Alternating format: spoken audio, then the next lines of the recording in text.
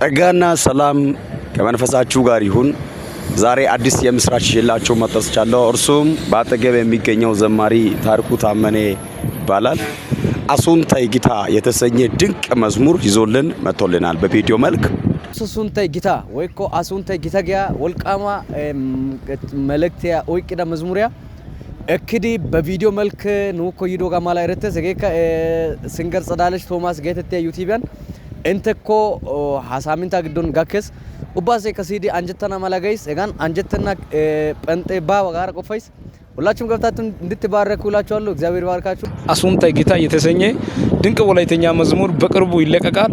ሁላችሁም እየገባችሁ ሰብስክራይብ፣ ሼር፣ ላይክ ዲዩት በማድረግ ይሄን መዝሙር ተባረኩበት።